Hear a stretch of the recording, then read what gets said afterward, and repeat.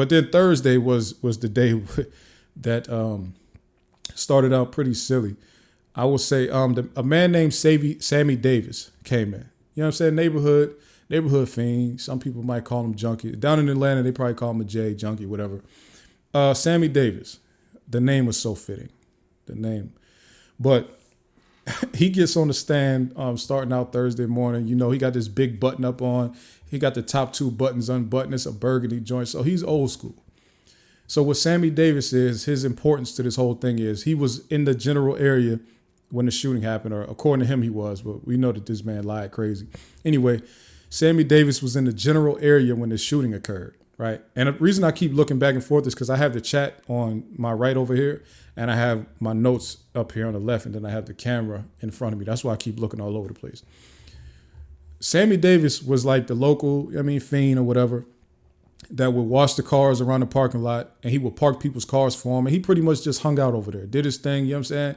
He was running the street. So, but he was an older gentleman, I think he was an older guy, right? So that's his thing, the local fiend, right? One of the local fiends that would wash cars or whatever. So supposedly he used to wash Nut's car, or the Peanut, Donovan Thomas. He used to wash his car all the time. And he supposedly washed his car on the day of the incident that happened, right? So I see somebody say Sammy was drunk on the stand. He was something. He was something up there. You understand? So so he's like, I was washing the car, and then I was done washing cars. I went down the street to the Texaco, which, they showed like images of the area. The Texaco was pretty much like less than 100 yards away. So it was right there. So saying he went down to the Texaco is not, he didn't go far. He was right there. He could still see the barbershop from where he was at, according to him. So he's down at the Texaco. According to him, he was around the vacuum area. And he saw Bonneville coming down the street, and he saw somebody pop up out of the top and start shooting at Nut, right? So he said that happened. He described the whole thing. The prosecutor asked Sammy, "Hey, did you see who was in the front passenger seat?" He was like, "No, I didn't say that." The prosecutor kind of looked off and he said, "Are you sure about that?" And of course there was objection, asked and answered, all that type of stuff. And either way, Sammy Davis answered. He said, "I'm for sure. I didn't see anybody." So at first I was looking at, as I was watching live, I wrote in my notes, I said, I wonder why he asked that. We found out later that he asked that because Sammy Davis actually did tell the police that he saw somebody, and he said he described Woody. He told him that, I saw Woody in the seat. But the thing about it is, he said he's seen, but this was like years after the situation happened though. I guess he got locked up, and then he went and told the police, "Hey, yo, I got some information about a murder. Y'all let me out. I got some info for you." You know what I'm saying? Of course, they didn't say that in court today, but we know that that's what happened. He was locked up. And he said, "Yo, let me get up out of here." I just thought it was sick that Mr. Sammy Davis was lying like that. So he says he came. Let me play this clip where this man said he came up to Nut and put his arms around him. I said, "Boy, you was something else. You are something else." Let me play this clip for y'all. Oh man, I lived in Georgia since 1940 something. 30 something, yeah. He had been in that long. Who was the owner in 2015 of A&M Barbershop? Mr. George. What was Mr. George's last name, if you know? I don't know the last name. Okay.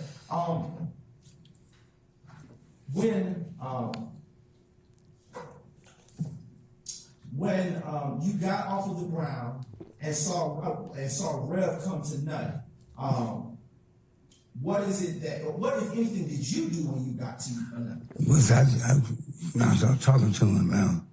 So I got there before Rev. So when I got there, then Rev came a couple of seconds after I came. And he just told me, he said it's over with. I said, "What's it?" He said, "We ain't gonna make it, Okay. Yeah. Did you try to help Nut at any point? Hold on. I'm not laughing at the scenario. I'm laughing at how bad this man is lying. Like he was, like when we watching it live, we don't know yet that he's lying. Like we find it out a little bit later, and we definitely find it out when the next witness comes up. But it's just funny watching it back because he was lying so crazy. Like, all right, let me play this, man. Really, if I could do, I mean, but then I can really do, you know. You know, say he was going, you know. Did you get on the ground with Nut? Yeah. Okay. Did you touch him in any way? Right. What did you do when you touched him? To put my arms around him, you know.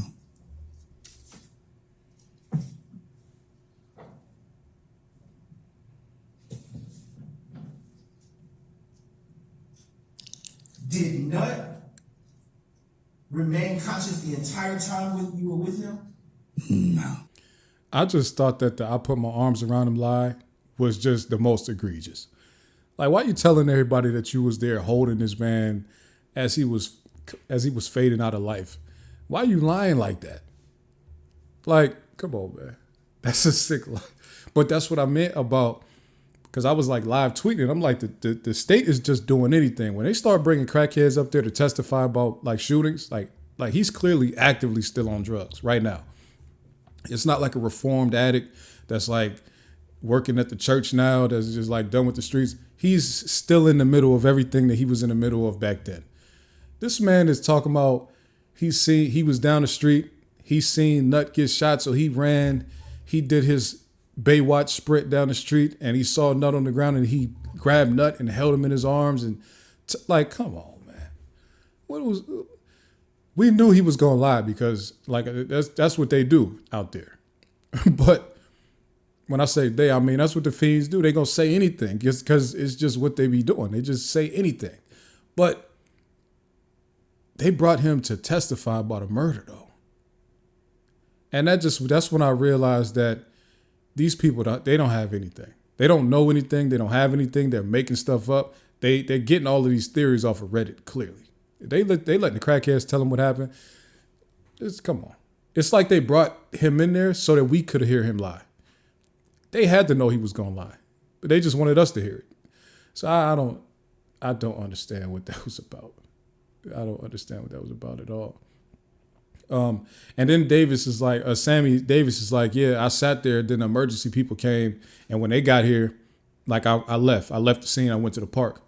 But everybody else who was there said the police roped us off like we couldn't leave. Like they made all of us stay inside of there except for the victims, but not Sammy Davis.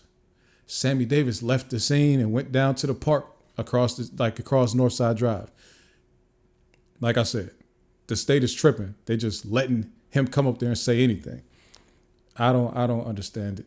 Y'all had to see like Attorney Brown was so shook when this man was up there lying because it was like so egregious.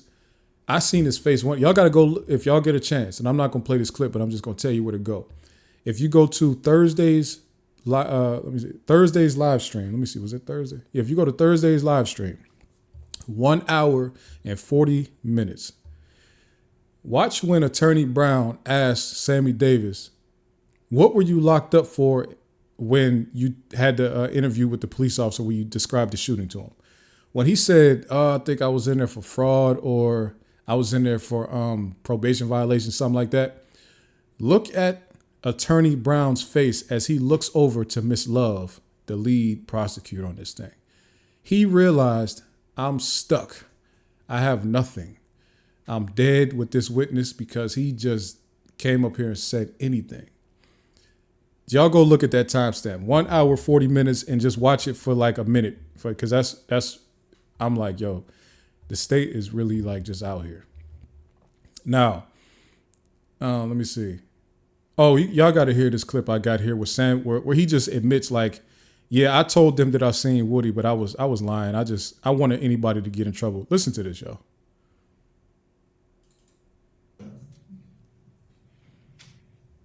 Oh, this is a long one. Hold up.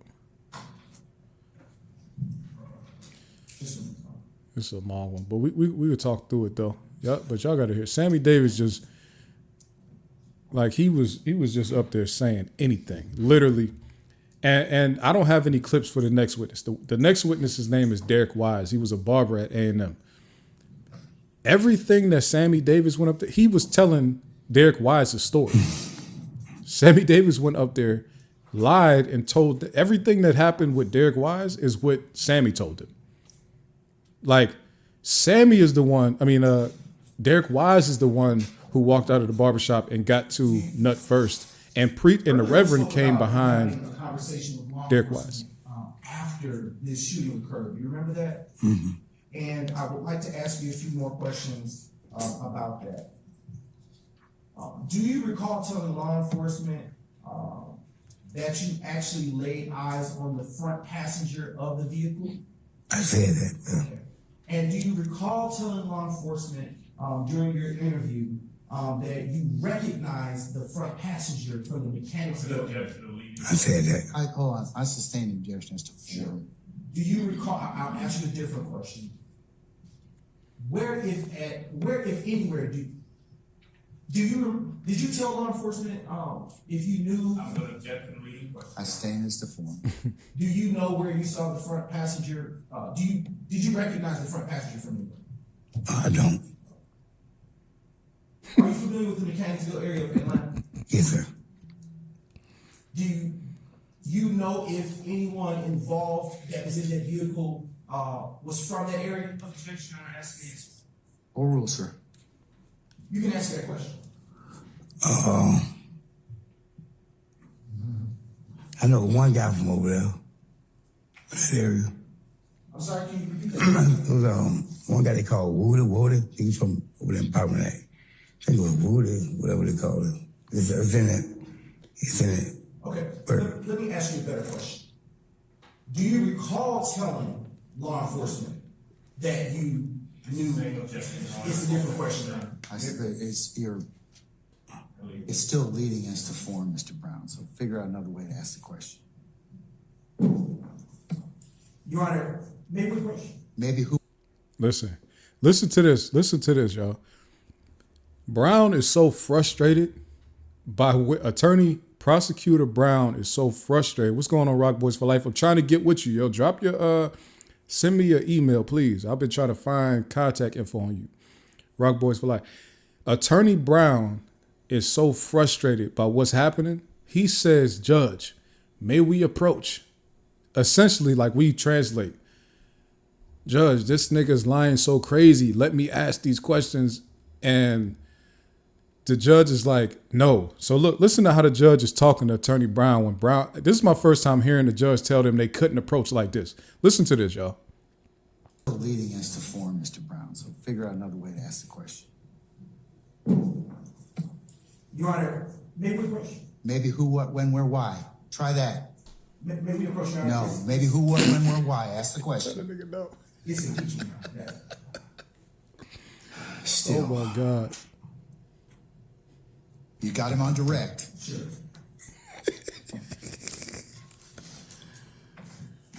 Listen, y'all. I'm not fake laughing. I was really laughing at that when I was like, why is the judge talking to this man like this? He said, try who, what, when, where, why. Talking to him like he was a 5-year-old. I say, yo. Send the info to regpodcast at gmail.com. regpodcast at gmail.com. But yo, when the judge was talking to Attorney Brown like that, I was dying. He was fighting for his life up there. Excuse me. This is I don't know a better way to say this. A crackhead was up there ruining Attorney Brown.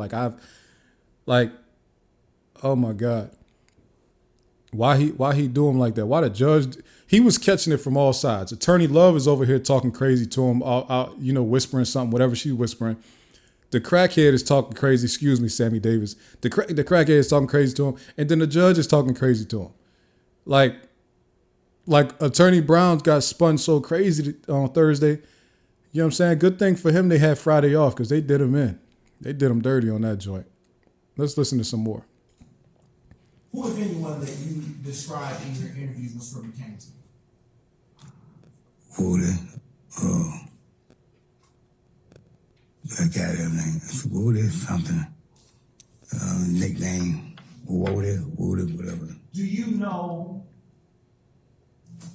during your interview, do you recall providing description of the person who's the first front seat passenger to law enforcement? I had said that. Okay. And do you recall, as a part of that description, providing any identifiers? Right. How did you describe the front passenger of that vehicle from where the shots rang out to law enforcement? I said some like, I don't know, red, like brown, something like. But at that time, I was going through so much, man, mentally. You know, I was just want anybody to get locked up, man, for doing it to my friends. So I wasn't in my right frame of mind at the particular time, man. Do you know what kind I of? ask that the witness be allowed to finish his answer. All right. That's just one of my right frame of mind. Hold on. Sir, did you complete your last response? Sir? Did you complete your last response? Yes, That's what you're gonna say? No, that was it. All right, okay. What hairstyle, if any, do you recall the front passenger of that vehicle from where the shots rang out have? I don't know, man. If I showed you a transcript of your interview from the day that you spoke with law enforcement, would that refresh your recollection? Listen, y'all. Sammy Davis did him in. There's no other way to say it. Did him in. He stood no chance. Listen, this is the thing. This is. It's like, you know, the song, the Kendrick song, "They Not Like Us." That doesn't just apply to Canadians. That applies to people who try to like interpret hood stuff, interpret street stuff. Like a lot of these people don't be from these areas, so they don't know what. Like they hear, oh, this gentleman washes cars, and he said he saw what happened. Let's bring him in as a witness. Like anybody could have told y'all, do not bring that man in there as a witness. He's going to say anything. He will lie. Anybody that's from the hood could have told you that. They up there trying to really get serious answers from this man about a murder in a RICO case. Biggest RICO case in the history of the state. Biggest criminal case in the history of Georgia. This is who they thought was going to give them the information that they needed. These people don't know what's going on, man.